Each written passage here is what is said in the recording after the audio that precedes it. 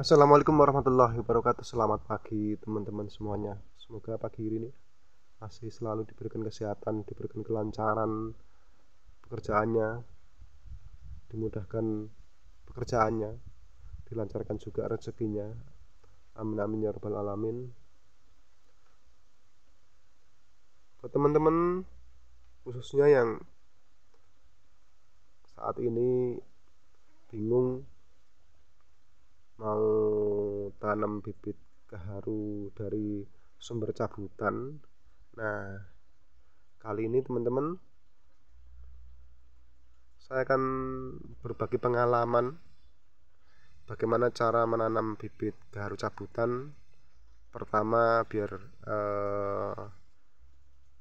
cara ini efektif, kemudian juga efisiensi anggaran. Nah, saya contohkan teman-teman.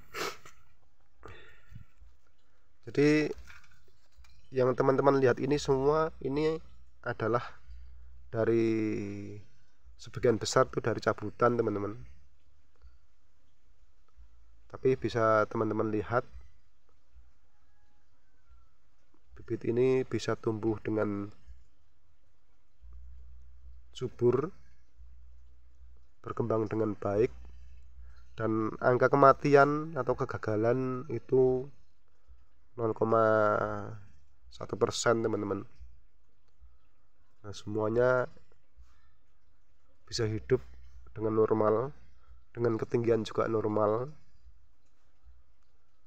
Ada beberapa hal yang perlu kita ketahui, yaitu pertama teman-teman semuanya, pertama bibit gaharu itu kita lihat dari jenisnya dulu begitu.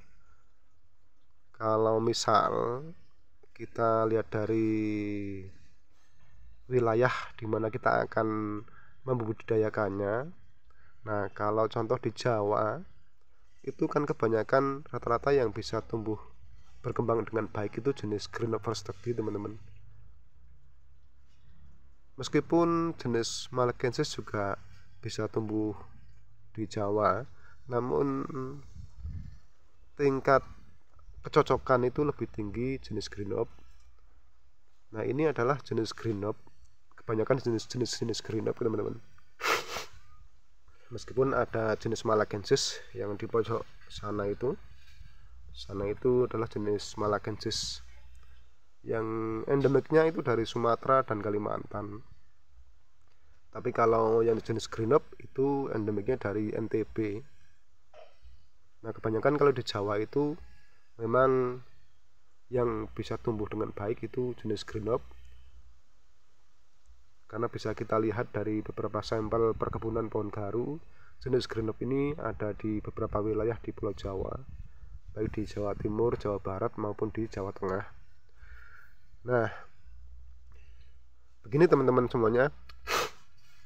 Jadi langkah pertama cara menanam bibit gaharu cabutan itu pertama harus membuat sungkup dulu begitu. Tapi pembuatan sungkup ini tidak wajib begitu ya, tergantung dari kondisi iklim cuaca di masing-masing wilayah. Wilayah terkecil ada kecamatan begitu ya. Nah, kebetulan kalau di wilayah saya itu suhunya nggak terlalu panas begitu, sehingga tidak perlu kita sungkup, itu sudah bisa hidup. Tapi kalau misalkan di tempat-tempat wilayah yang misalkan di perkotaan, kemudian di dataran rendah seperti di pantai begitu, itu memang perlu dilakukan penyungkupan sehingga akan bisa menambah tingkat keberhasilannya begitu. Kemudian yang kedua, bibit gaharu cabutan itu sebelum kita tanam begitu, itu harus kita rendam dulu dengan ZPT. Salah satunya adalah vitamin begitu ya. Saya tidak akan menyampaikan mereknya apa begitu. Nah, kemudian yang ketiga itu tidak perlu kita persiapkan media polybag seperti ini dulu teman-teman.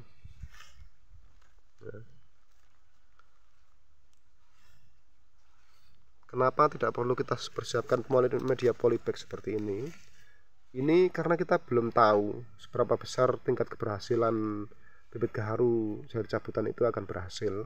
Nah, nanti kalau misalkan kita sudah siapkan media polybag seperti ini, sejumlah bibit gaharu ya cabutan yang kita tanam, ternyata yang bisa berhasil itu hanya 50% atau bahkan 25% atau bahkan tidak berhasil sama sekali, maka akan mubazir teman-teman.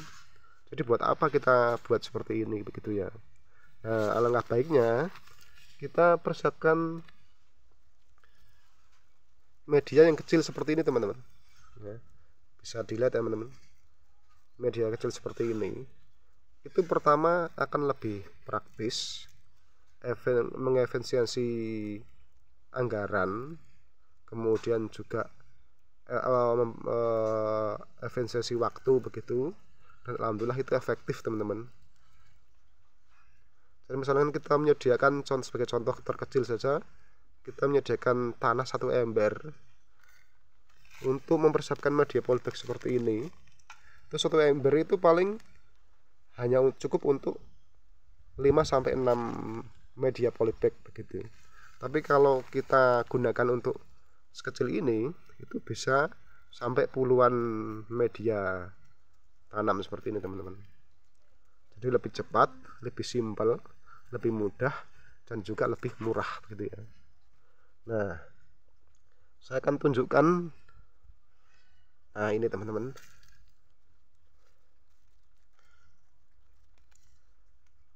Ini yang saya sampaikan tadi itu buktinya bahwa dengan media hanya cukup sekecil ini itu sudah bisa efektif, efisien, juga praktis teman-teman. Nah, ini akarnya sudah tumbuh, sudah menembus media tanamnya. Nah, kalau sudah seperti ini tuh memang sudah saatnya untuk dipindahkan di media polybag seperti ini teman-teman. Nah, begitu ya. Nah, saya akan perlihatkan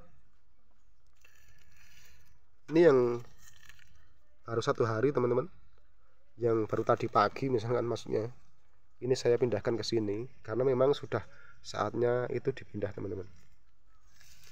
Nah, kalau yang teman lihat di depan sana itu sudah usia 1 bulan sejak mulai kita pindahkan dari ini kemudian ke media polybag seperti ini teman-teman. Nah, begitu. Nah, memang kalau memang sudah tumbuh sudah betul-betul memang hidup begitu ya, itu bisa kita pindahkan ke media polybag seperti ini teman-teman ya. Nah, kapan waktunya mulai dipindahkan ke media polybag seperti ini? Dari ini pindah ke sini begitu. Itu kita bisa lihat dari pertama sudah tumbuh tunas baru seperti ini teman-teman. Jadi awal kita tanam itu kan hanya ada 4 helai daun atau 2 helai daun atau 3 helai daun. Nah, kemudian akar belum nampak begitu ya teman-teman. Tapi kalau sudah nampak seperti itu sudah siap dipindahkan, artinya sudah siap dipindahkan. Jadi sekali lagi, kalau ada yang bertanya kapan itu waktu untuk dipindahkan ke media polybag, yaitu pertama sudah tumbuh tunas baru, kemudian sudah muncul akar baru, artinya ini sudah sudah berhasil dalam penyungkupan atau karantina begitu ya, seperti ini teman-teman. Kemudian kita pindahkan ke media polybag seperti ini teman-teman ya. Nah, itu nanti dengan cara seperti ini itu akan berhasil. Dalam arti berhasil itu daya kemungkinan berhasil itu lebih tinggi begitu teman-teman. Nah, kita akan coba memindahkan teman-teman, bagaimana cara memindahkan dari media yang kecil ini agar nanti tidak rusak begitu, atau medianya tidak hancur. Nah, kita harus pelan-pelan teman-teman. Nah, media polybag seperti ini kita kurangi lagi sedikit tanahnya.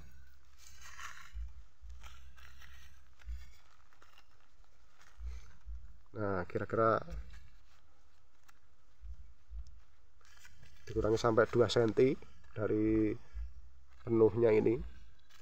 Kemudian kita guek-guek pakai jari seperti ini. Kita kasih lubang, kita kasih tempat gitu ya. Nah, ini sudah membentuk cekungan.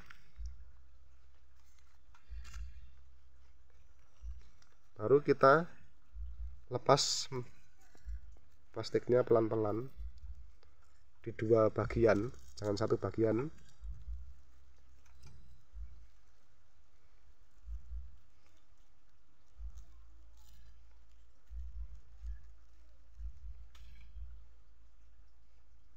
Nah, seperti ini teman-teman.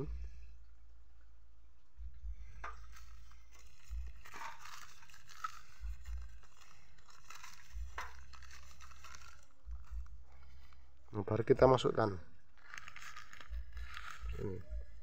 Kita timber lagi pakai tanah yang tadi kita kurangi.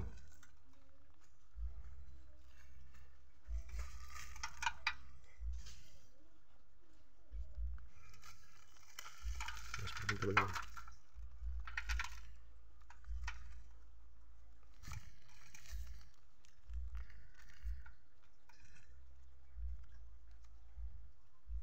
Nah, sudah selesai teman-teman. Jadi jangan langsung disirami, nanti penyiraman dilakukan kalau misalnya kita pengerjaannya itu di pagi dan selesainya sampai siang, itu jangan langsung disiram, tapi nanti penyiramnya itu nanti sore hari, kira-kira kalau matahari sudah agak tenggelam gitu ya, nggak terlalu panas begitu. Tapi penyiramannya itu pelan-pelan teman-teman, jangan langsung dikocor begitu ya. Nah, seperti ini teman-teman.